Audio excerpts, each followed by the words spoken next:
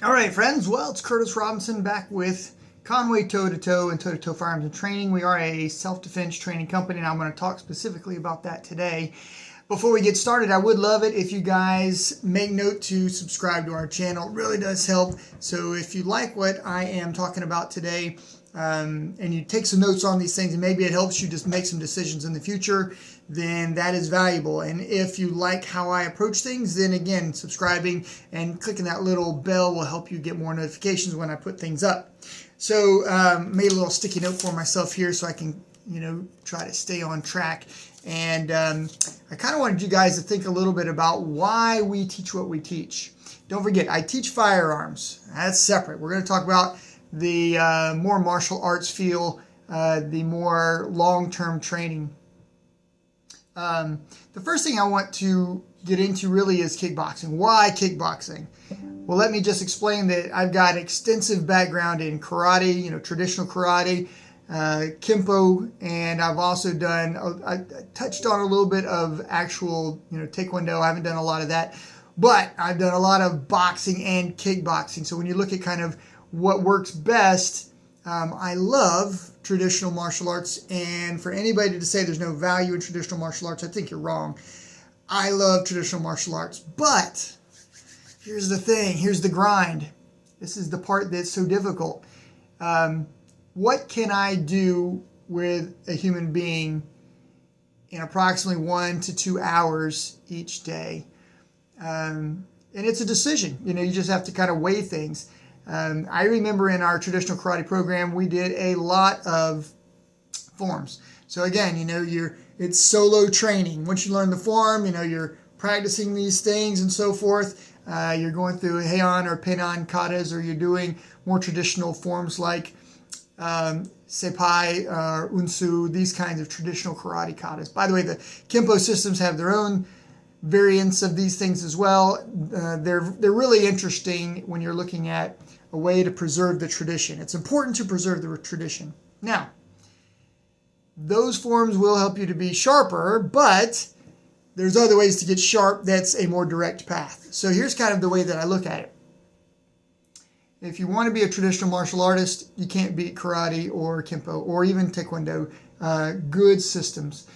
But if you want to really focus on self-defense, where are you spending your time? So when I'm running a class, let's say it's a 1-hour class, the first 15 minutes I'm warming up. And I'm pretty sure that every good karate, Taekwondo, kickboxing, Muay Thai, boxing program, there's a warm-up. We should have joint rotations, we should have flexibility, we should have some sort of cardiovascular warm-up, jumping jacks, push-ups, sit-ups, something of that nature. 15 minutes of that.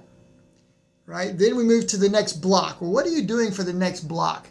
Traditional systems, a lot of times, will go right into forms. You're going to be doing your next belt rank kata or form probably for 15 or 20 minutes, maybe even longer.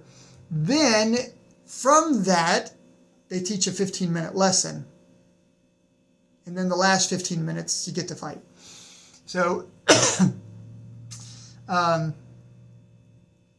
do things differently. And I do things differently for a very strong and important purpose. I think it's better for us to spend that 15 minutes of time doing our warm-up. We should do that particularly if it's focused on something that's applicable. So for instance, I like jumping jacks, but I don't do jumping jacks all the time. We can do a kicking drill or a boxing drill, or we can even jump rope, or we can do other things. We can do box jumps, whatever it is that your heart desires. But how much of that is really directly applicable? So I could do jumping jacks, which doesn't help me with self-defense. It helps me with cardiorespiratory fitness. So kind of keep that in mind. It's better to go ahead and do that joint rotation stretching piece and then hit the heavy bag, hit the mitts. You're using your cardio respiratory or your jumping jack time, your push-up time, and so forth in direct application of the system with boxing and kickboxing. That's one of the things I like. So I'm leveraging an additional 15 minutes of something that's directly applicable rather than doing exclusively, jumping jacks or exclusively, 15 minutes of some sort of good calisthenics. By the way, I love calisthenics, and I do that. I just do a very small amount of that.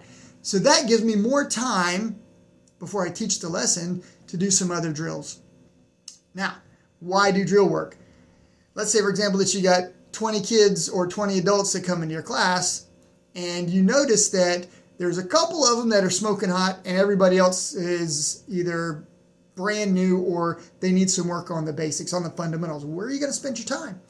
Generally speaking, in karate, everybody goes and does their form by rank. That makes sense. So the white belts do the next form for their test, and the yellow belts do the next form, and blue belts and green belts and so on, all the way up to black belt.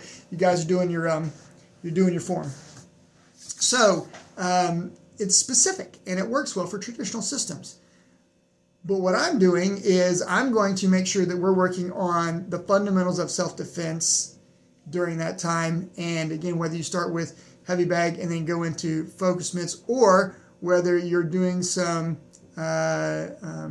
combo training, you're working on what goes well with the jab and the cross. The round kick goes well with the jab and the cross. What goes really well with the side kick, the spin back kick goes well with that. And you're working on the fundamentals of making the movement.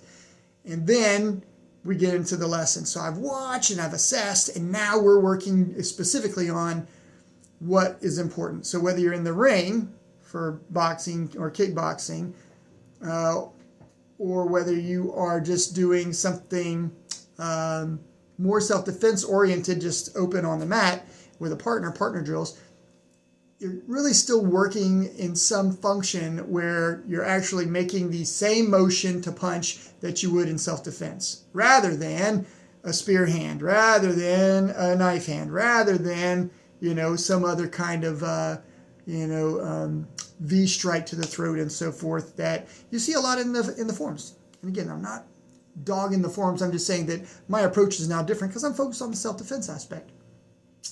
If I were a traditional karate guy, what I would be telling you is I have shortened the amount of time to work on the kata, and I have expanded the time working on the bunkai, in other words, the application. All right, so kind of keep that in mind. I still spend a good portion of the time teaching a lesson, and then we always fight at the end. When I say we fight, 15 minutes in the ring with an opponent is just huge. If you're not fighting every single day, then you're getting a technical martial art, not an application function. Okay, does that make sense? So don't get me wrong. I see these guys that they're on the tournament circuit. They're doing tournaments like left and right. Their forms are immaculate. Particularly these. I saw some kids from Japan. They couldn't have been but about 6 years old, and they were sharp. They would look great, and they're good at that. I'm focusing more on, can you hit, can you punch, can you dodge, can you move with precision and balance, and can you do those things with power? Okay, that's my focus is a little different.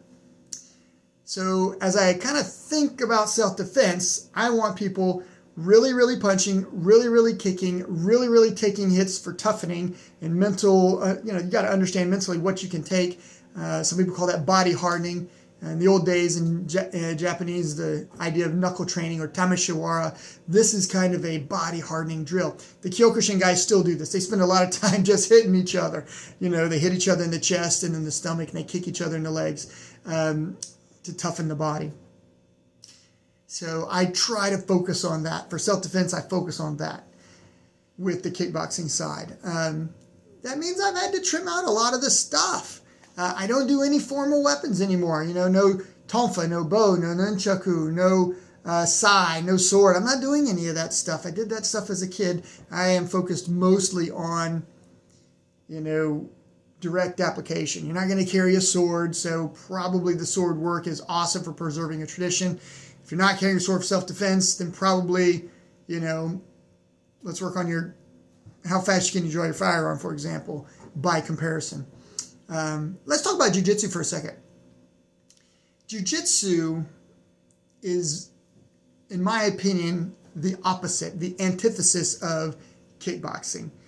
Where in kickboxing, you want to stay away at range 2 and range 3, right? Range 3 is all I can do is kick. Range 2 is I can kick and punch. Rarely does a kickboxer want to be in range 1 unless you intend to clinch and throw the elbow. Don't get me wrong, elbows and knees are extremely important for kickboxers, but we want to stay away if we can. If we can stay away and just side kick and front kick people, or throw the round kick, kick to the legs, and these types of things. That's where kickboxing is really, really great. There is an entire block where I teach nothing but close range, make the clinch, throw the elbow, throw the knee. I got headbutts and some other cool, dirty fighting, but I also talk about scooping people up and throwing them on the ground. And kickboxing throws are legit. But jiu-jitsu is very different. The first thing you really want to do in jiu-jitsu is not get punched and kicked so you can close. You want to close that distance. So let's say, for example, that range 3 is here, range 2 is here, and range 1 is here. This is where the jiu-jitsu person lives. Jiu-jitsu, Brazilian jiu-jitsu, judo, sambo, wrestling. What's the first thing that we do? We cover high, we move in, and we make a grip. Once we make a grip, then we can start doing something. And again, if you're a wrestler, you make the collar tie, or you shoot in and you take a leg. If you are a jiu-jitsu person, generally speaking, you're looking for wrist control, or again, maybe you tie up. You could shoot in. If it's gi versus no gi, there might be some different things, but jiu-jitsu with the uniform and judo are pretty similar. You want to get a grip on the uniform, you want to take them down. And I teach that. I teach a way that we have to make the grip, we have to break balance, and we have to get the throw and the takedown to get the dominant position. Once in the dominant position, then you want to entangle. You want to isolate. You want to make sure they can't move well. That's pinning, right? Pinning is important in wrestling. Pinning is important in judo.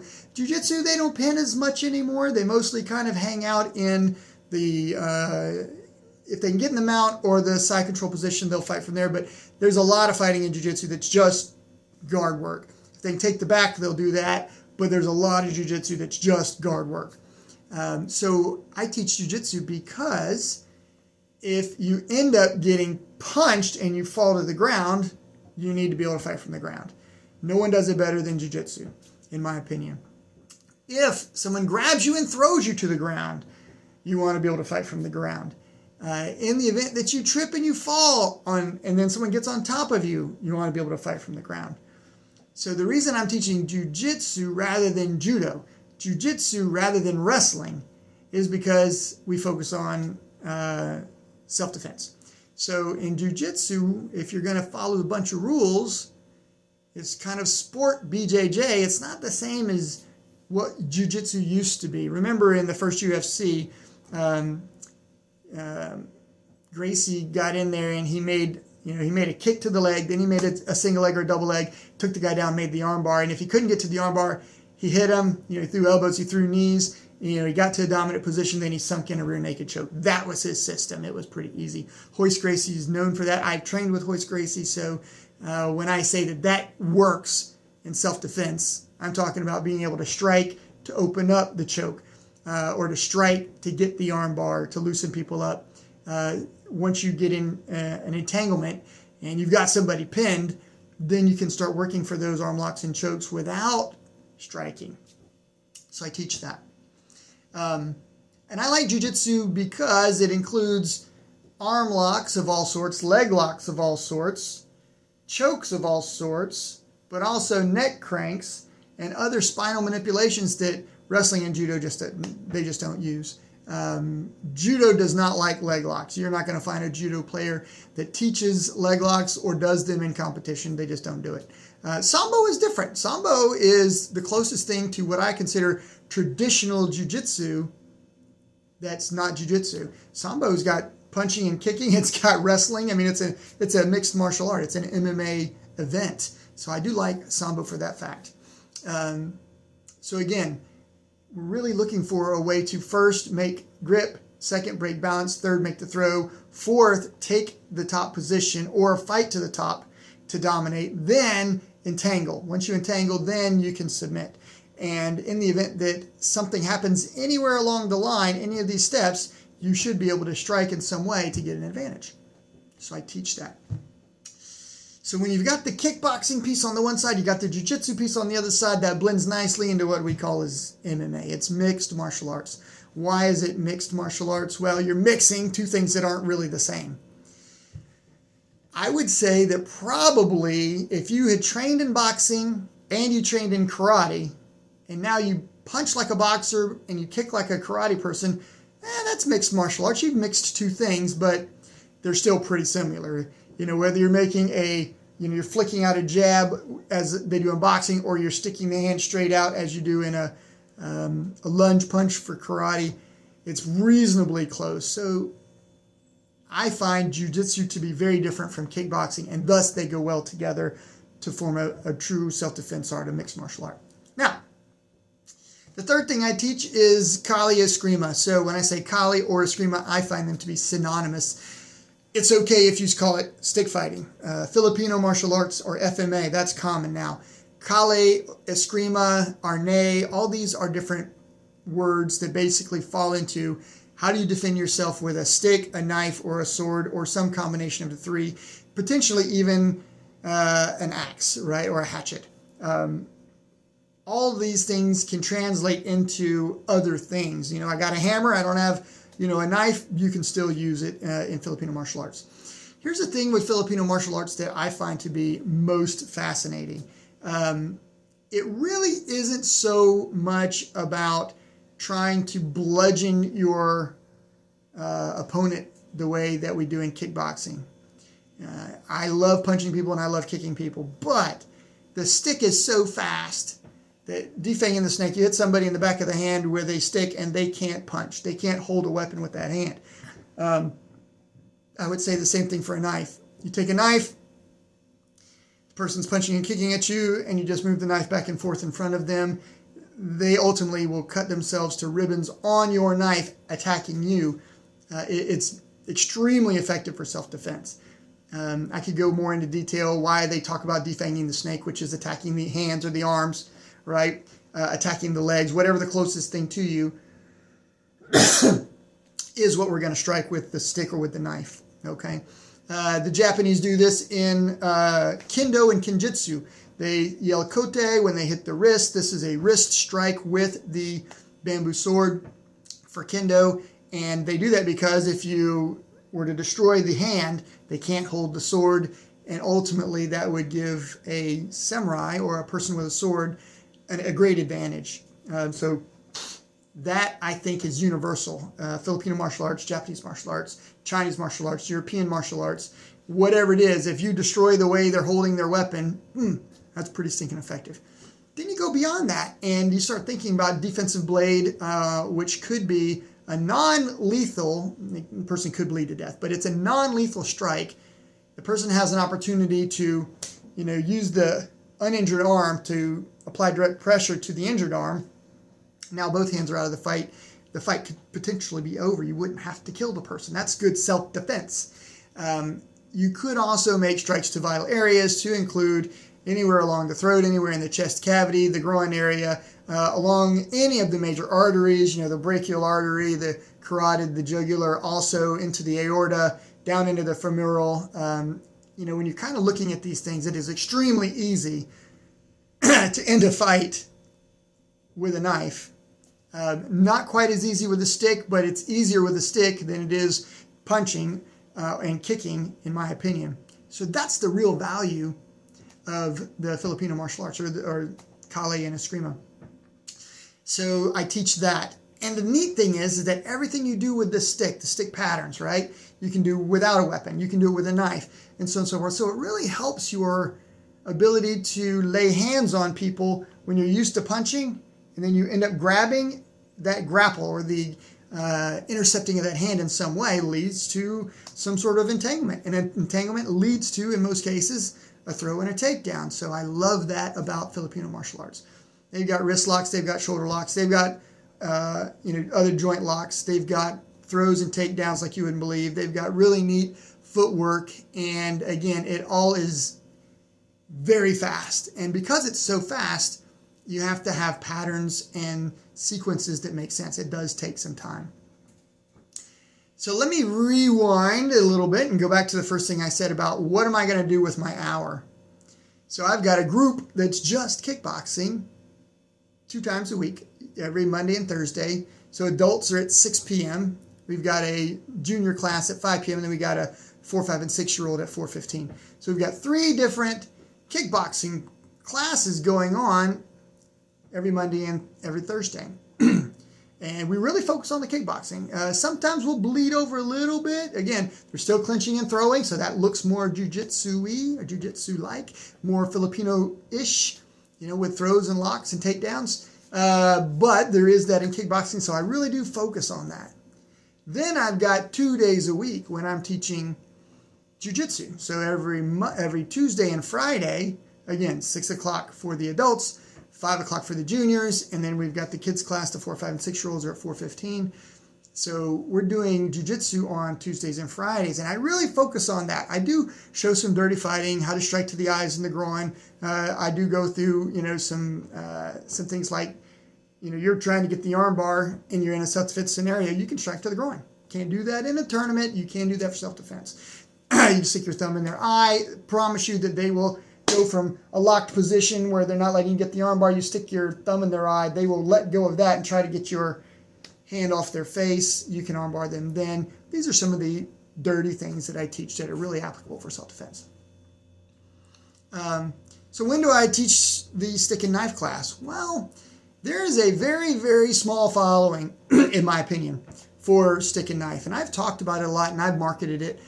So I'm only really doing that once on Wednesdays. So I'm doing that on Wednesdays only, and only for adults. I'm not really teaching stick and knife, which is a little more, it can tend to be a little more dark. You're talking about sticking a knife in another human being's body, not something I want to teach a 4-year-old. So I'm teaching that to adults only. I probably would accept some mature teens in the 16-year-old category, but I'm not teaching it to little kids. So again, kind of think about that. We also have 2 hours where we're teaching mixed martial arts. So we've got Tuesdays and Thursdays from 7 to 8 o'clock that I'm teaching the mixed martial arts program. Why would I do that? Well, we already got the Jiu-Jitsu and the kickboxing. Now we can blend those things specifically for you put on gloves, you put in your mouthpiece, you put on your shins, and you're punching and kicking, and sooner or later you lock. Then somebody gets taken to the ground, and there's an opportunity for an arm lock or a choke, or there's an opportunity for a leg lock or some other, ground and pound work. That's where we exercise that. All of these things fit nicely, and they interlink. There's some overlap in each one, and that's really important, I think, for self-defense. I don't talk a lot about using the knife in the MMA class. It still is mostly unarmed. If I break out the knife or I talk about the stick just for a few moments, it's mostly to remind people that self-defense includes whatever you can get your hand on. A brick or a rock would work well in a self-defense situation, and it's usually right there. It's readily available. So let's talk about the other piece. Why else would you come and join my class, or why else would you go to any kickboxing, jiu-jitsu program, or a Filipino martial arts program, karate, kempo, taekwondo, judo, sambo, wrestling, whatever it is that you've chosen? Why go? It's fun, very entertaining. You're learning, you're growing, but there's a great physical fitness aspect, friends. This thing is, one of the greatest things about martial arts is that it prepares you for combat physically. Not just how to punch, not just how to kick, but martial artists are, generally speaking, more flexible and faster than non-martial artists, generally speaking. They are also typically stronger with muscular strength and endurance. Now, you could say just strength training, like lifting weights, super good, makes you stronger. I like that. You can buff up, you can get bigger. But resistance training is really what I'm talking about. So, as somebody clinches with you in a kickboxing match and lays their weight on you, you're holding their weight up while you're punching. Very difficult thing to do. Hard to develop power from the clinch, but we have to fight from there. Then making the throw. People don't just let you throw them and you have to work. You're pulling against them, you're pushing against them, you're extending those arms and legs out in a way that really develops this muscular strength and endurance rather than just strength training alone. Don't get me wrong. I lift weights every Monday, Wednesday, and Friday. I got a push day, a pull day, and a leg day. I also run. I do a whole bunch of other stuff on my own because I want my cardio to be super good. But while I'm training, I am really, really exercising. So when you kind of think about, well, you know what I could do? I could join a P90X class. Yes, you could. And they have a great program. You will get hot. You will get sweaty. Your endurance will get better. You will get stronger. You will get faster, more flexible. It's great. There's just not a self-defense aspect to the P90X. So that's it's always my advantage. I'm looking at something self-defense, but this side benefit of the fitness is great. So then we look at some of the other advantages. Our endurance is super important. It's really funny to me, and when I say funny, I literally am smiling and often laughing when a young kid, an 18 to 25-year-old person comes in and they look healthy. They look like they're an athlete. They look like they've got some coordination. And I look at them like, whoa, okay, I got to be on my A game today. We just got an athlete. This guy's, I don't know, on the football team. Maybe he's on the basketball team. And I'm thinking, he's probably got some pretty good endurance.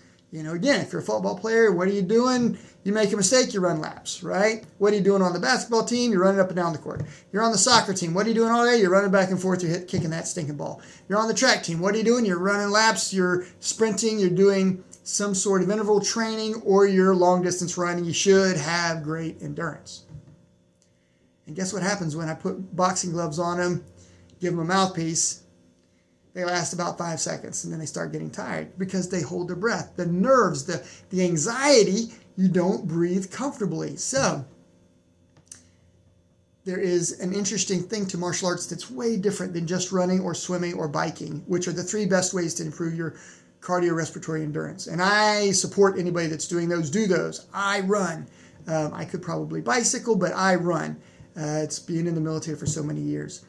Then we kind of look at, okay, so what about wrestlers? Man, these guys, they wrestle, they've got to have some super good endurance. They do.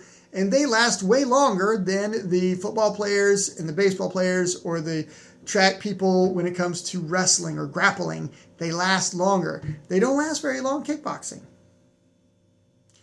They've got the endurance for wrestling, but they can't move quickly and have the endurance to last long. They run out of gas. They run out of steam. Their footwork also stinks. And the reason why is because they're used to making a quick penetration, a quick grab, and then they wrestle. Right? There's no running around. There's no dodging, ducking. There's none of that in wrestling. They bring something else to the table that's really great. And I love wrestling. My kids are on the wrestling team, and I help train the wrestlers from the local high schools. But it is still different. Putting a wrestler in a kickboxing scenario, their endurance isn't the same. By the way, putting a kickboxer in front of a wrestler and saying, look, you just have to wrestle. They can't punch, they can't kick. We've hamstrung that guy.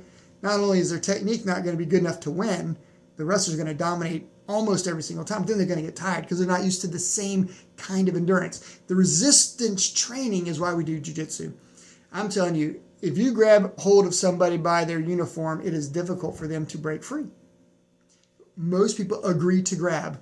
And there are some wrist escapes. There's some lapel escapes that we can do. But for the most part, once somebody grabs you, you now try not to resist too much or you get tired. The grip strength of a wrestler is pretty good, but they don't a lot of times close their hand around something small like clothing.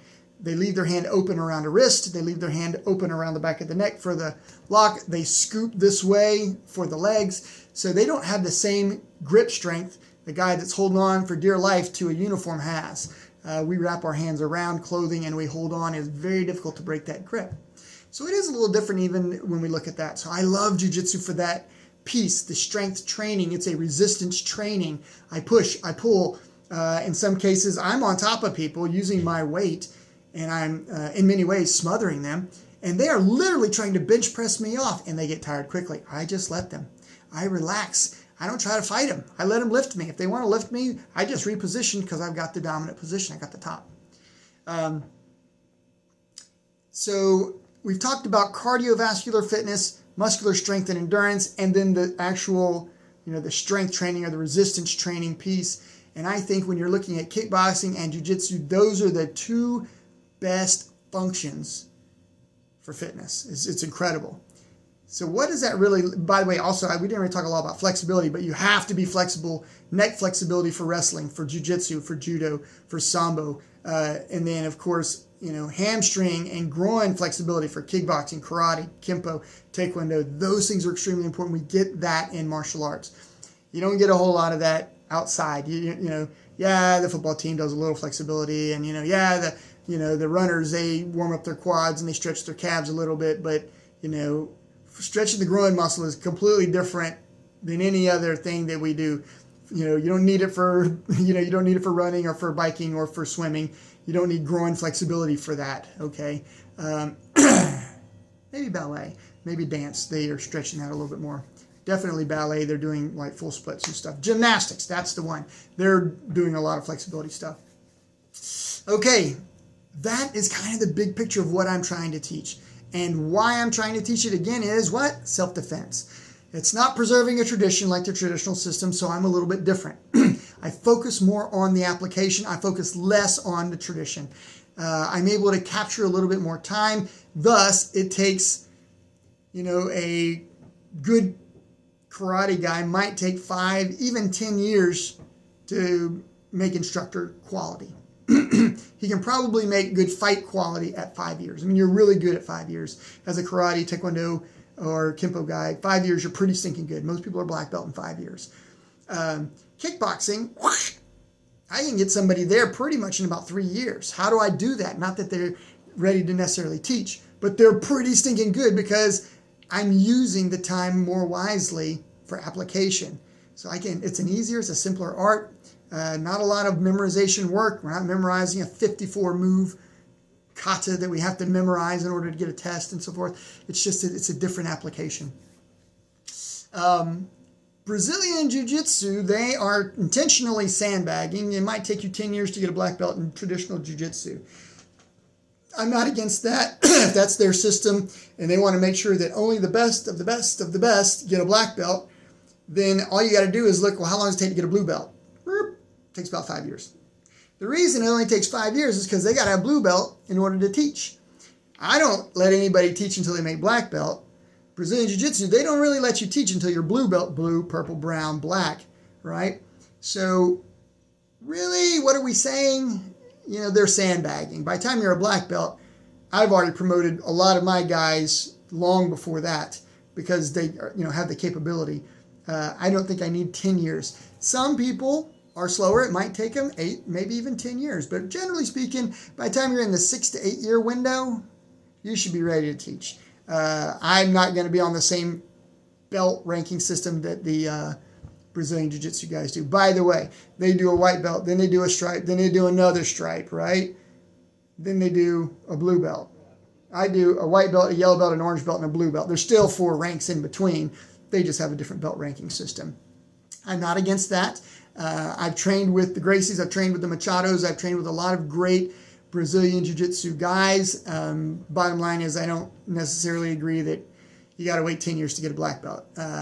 I want an instructor in about 5 years to 6 years. And by the way, that's what they want. At blue belt, they got instructors at blue belt level. They're running a school, a legit school. They just don't have a black belt. So it's 6 in one, half dozen in the other. I know I felt like I was kind of going off into a little tangent there, a rabbit hole. But the point of the matter is that after about 5 years, somebody should be pretty much ready to teach in Jiu-Jitsu. Again, kickboxing, you're really, really good fighter at 3 years. Probably need about 5 years to be a good instructor. Filipino stick and knife training doesn't have a belt rank system, so to speak. There's ways that you certify block by block by block, whether you're teaching, a Sinwali or a Sembrata or a Corto system or pieces, you got to be able to do double stick, single stick, knife, then maybe stick and knife, then maybe stick and sword, and so on and so forth. And you can blossom from there. And then you can go into joint locks and traps and things of that nature, which I really do enjoy. But it's very different. My students have been with me. I started this program about 3 years ago, the Filipino martial arts program, and they are of excellent quality and they can do the material, and I think they can defend themselves with a stick and a knife, which is pretty good. They're not ready to teach at the 3-year mark. All right. I would love for you guys to do 2 things for me at this point. Number 1, again, if you enjoy the video, subscribe. I need subscribers. If you like me and you like what I'm saying, by the way, you don't have to watch the video most of the time. If I'm here talking, just listen. You can just put it on your car while you're driving. You don't have to watch. I've got instructional videos, rifle, pistol, shotgun, Stick and Knife. I've also got Kickboxing channel and a separate Jiu-Jitsu channel. So you can watch those when you're not driving and so forth. But if you're interested in the background, the philosophy, the strategy that I have, how do I teach, why do I teach, who do I teach, then I'm in this forum. You can tell I'm in my office. I'm not in my uniform. And I'm just kind of explaining things that oftentimes people want to remark online. They want to ask me about. All that being said, be sure to subscribe. Hit the little bell so you get my notifications. Second thing that I'd really like for you guys to do is leave me a comment. Now, there is a ton of trolling going out there. Half the comments I get are trolls. I mean, these people are, oh, that sucks. They didn't say what sucks. They didn't say what they liked and what they didn't like. I sometimes have to, do some typing, get it out of them. What is it? What sucked? What didn't you like? Sometimes they're like, you're wearing a watch. How could you wear a watch? I just got through telling you, I'm not a traditional instructor. I wear a Fitbit. I like to track my steps, my heart rate. Fitness is important. I'm certified with the National Strength and Conditioning Association. So, as a personal trainer, I like to track that stuff. So people dog me about my watch. That's fine. Dog me. Again, I'm not a traditional judo or jiu-jitsu practitioner at this stage. I'm a mixed martial artist. I wear wrestling shoes on the mat for obvious reasons. So again, I get lots of trolls. Oh, why are you wearing shoes on the mat? Oh, not shoes on the mat. Well, the bottom line is, in self-defense, you don't have time to take off your shoes in most cases. Even if I had time to take off my shoes in a self-defense scenario, I wouldn't. The shoes protect the feet. The feet can easily get injured. You could step on a piece of glass on the street, for example. You could kick somebody. I've done it where you kick somebody and you hang that toe up in their uniform, and then you got to stick that toe back and tape it, right? And it was that busted a toe. You know what I'm talking about. Doesn't happen with shoes on. Does it make kicking a little bit more hazardous? No. I've never knocked somebody out kicking them with a wrestling shoe that I wouldn't have also knocked them out barefoot. So it doesn't give me, oh, he's got an advantage. He's wearing a shoe. You know what? You wear shoes too. And, we'll spar, we'll put on the gear, and it'll be fine. It's not the same as a cowboy boot or a steel-toed boot. Those would give you an advantage, obviously. But again, I wear shoes. I wear a watch. By the way, some people dog me about my uniform. That's fine. My students were kind enough, generous enough to buy a uniform for me. They found this uniform. It was all black. It's a Hayabusa, which is a high-quality jiu-jitsu uniform, and it had the Punisher emblem on the back. Tell me, again, it looks flashy-dashy, but tell me, if you're an instructor and your students bought a uniform for you and it gave you the feeling that they felt you were the Punisher, a Marvel hero, you're a comic book hero, tell me you wouldn't wear that uniform. I wear it with pride. I love it. I don't injure people. I'm not punishing them, but I'm really grateful that they bought me this uniform. I would not have spent the money on a $200 Hayabusa or $175 Hayabusa uniform for myself. I probably would not have done that. But since they did it for me, guess what? I bought one of my junior instructors a Captain America Hayabusa uniform. It's a little flashy, but I don't let this beginner students wear those. They wear the plain blue. Generally speaking, it's a judo style uniform. They're inexpensive, affordable, and they are durable. So for the most part, you'll see us wearing blue uniforms that look more judo-like rather than jiu-jitsu-y. By the way, I like the bigger cuff, right? I don't like the form-fitting sleeve that jiu-jitsu has. So you'll see people that are dogging me about those things. I don't care, and here's why. The algorithm just doesn't really care if you are a troll or if you're a fan. All that cares about is the comment. So leave me a comment. Hopefully you leave me a kind comment, a comment that you like, something about, I like the way you kick. I like the way that you're striking. I like how you teach. I like when I see you spar, a lot of people are like, Curtis, you're not beating the snot out of your students. I let them hit me a lot, and I have a good time with them. I hit them a lot. By the way, why do I let them hit me a lot? I'm tough. I can take it. They can't hurt me. It's difficult to hurt me. Don't get me wrong. If I went in there and I fought John Jones tomorrow, he could hurt me. There'd be no doubt, right? If I fought Mike Tyson, he could hurt me. There's no doubt. He's a heavyweight. But for the most part, people are my size or smaller, and even though they kick fast and I teach them right, I'm used to taking heavy-duty punishment. It's not the end of the world. I let them hit me. And I like it when they hit me, and I want them to gain confidence from hitting me. But I hit them back. I just don't punish them in a way that would be out of bounds. So leave me a comment if you like how we fight. I'd love for you to leave me a comment, a request. Hey, I'd like to see more of this training, right? You want to see more elbows and knees? I love the Muay Thai system. I teach out of it. You're going to see me throw 4 basic elbows. You're going to see me basically throw 4 different styles of knees. You're going to see, a little bit of flashy dashy spinning elbow work, spinning back fist work. I can do those things as well. I enjoy fighting with those and teaching those. But it's basic. Jab, cross, hook, uppercut, front kick, side kick, back kick, round kick. Pretty simple. Static defense, right? Clinch, and then ultimately, lots of footwork and angling. What else? Leave a comment. That's the last thing. That's the second thing. Guys, again, my name is Curtis Robinson. I am the owner of Conway Toe to Toe and Toe to Toe Firearms and Training. We're located at 807 Bill Dean Drive here in Conway, Arkansas. Kind of hard to miss us. We got a big sign. We've got lots of other indications of what we do here on the building. There's a firearms banner. There's, a kickboxing, jiu-jitsu banner and so forth. So come find us. Come check us out. Come spend some time with us. By the way, I'm willing to travel, right? If you guys have a school reasonably nearby, I'll be glad to drop in. If you're far away, if you'll help me with some travel expenses, I'm happy to come in and work with you guys as well. I love to travel and I love to spread the knowledge. Guys, take care. Be cool. Train hard. Don't give up. I was a new guy just like you. That was 40 years ago. Yeah, I'm an old guy now. Take care. Peace.